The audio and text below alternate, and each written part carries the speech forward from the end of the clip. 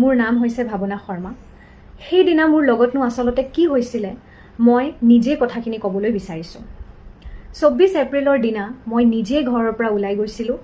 মোক কোনেও লৈ যোৱা নাছিল, মোক কোনেও জোৰ কৰা নাছিলে আৰু এইটোত কোনো তৃতীয় ব্যক্তি জড়িত নাছিল। লগতে মই স্পষ্টকৈ ক'ব বিচাৰিছোঁ যে এই ঘটনাটোত কোনো উবাৰ বা ৰেপিড' ড্ৰাইভাৰৰ কোনো ধৰণে জড়িত নাছিলে। মোৰ ঘৰৰ পৰা মই জালুকবাৰীলৈ গৈছিলোঁ, তাৰ পিছত পল্টন বজাৰলৈ পৰা শ্বিলং গ'লোঁ। আৰু এটা গুৰুত্বপূৰ্ণ কথা মই স্পষ্ট কৰিব বিচাৰিছোঁ, মই মোৰ মাক যি মেছেজ পঠাইছিলোঁ যে মই বিপদত আছোঁ আৰু মোক ক'ৰবাত লৈ গৈছে, সেইটো সঁচা নাছিল। মই সেই সময়ত বহুত মানসিক চাপত আছিলোঁ আৰু মই মোৰ মা দেউতাক মোৰ মানসিক অৱস্থাটোৰ বিষয়ে অনুভৱ কৰাব খোজা নাছিলোঁ।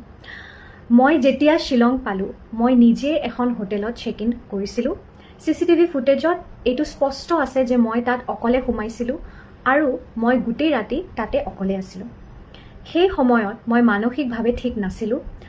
মই বহুত চিন্তাত আছিলোঁ, বিভ্ৰান্ত হৈছিলোঁ আৰু মোৰ মনটো একেবাৰে স্থিৰ নাছিল।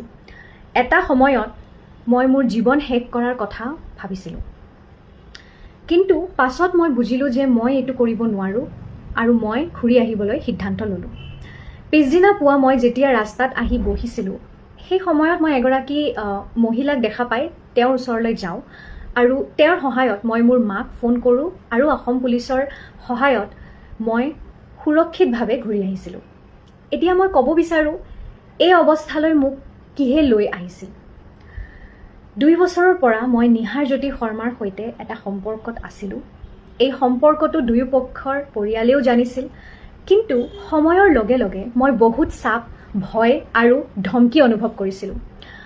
মোক কোৱা হৈছিল যে যদি মই সম্পৰ্কটো এৰি দিওঁ তেন্তে মোৰ ব্যক্তিগত ফটো আৰু ভিডিঅ'বোৰ জনসমাজত প্ৰকাশ কৰা হ'ব। লগতে মোক এইটোও কোৱা হৈছিল যে মোৰ বা মোৰ পৰিয়ালৰ ক্ষতি কৰিব। এই সকলোবোৰৰ বাবে মই বহুত দিন ধৰি ভয় আৰু চাপত আছিলোঁ।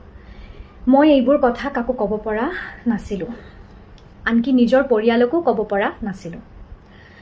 24 এপ্ৰিলত মই যি পদক্ষেপ লৈছিলোঁ সেইটো এই দীঘলীয়া সময় ধৰি জমা হোৱা ভয় আৰু মানসিক চাপৰ ফল আছিল।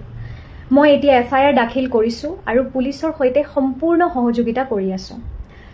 মই জানো যে মই যি মানসিক অৱস্থাত আছিলোঁ সেয়া সকলো মানুহে বুজি নাপাবও পাৰে, কিন্তু যিসকলে এনে অৱস্থাৰ মাজেৰে গৈছে আৰু গৈ আছে তেওঁলোকে নিশ্চয় বুজিব। আৰু মই আন মানুহকো, মহিলা হওক, পুৰুষ হওক বা আন যিকোনো ব্যক্তি এনে অৱস্থাত থাকিলে অনুৰোধ জনাওঁ, দয়া কৰি নিঃশব্দে নাথাকিব। নিজৰ কথা কওক, কোনো বিশ্বাসযোগ্য মানুহ বা পুলিচৰ লগত কথা পাতক, তেওঁলোকে আপোনালোকক নিশ্চয় সহায় কৰিব। মই সকলোকে অনুৰোধ কৰোঁ, অনুমানৰ ওপৰত কথা নক'ব। এইটো মোৰ আৰু মোৰ পৰিয়ালৰ বাবে ইতিমধ্যে বহুত কঠিন সময়। এতিয়া মই মোৰ সুস্থতা আৰু আগলৈ আগবাঢ়ি যোৱাৰ ওপৰত গুৰুত্ব দিছোঁ।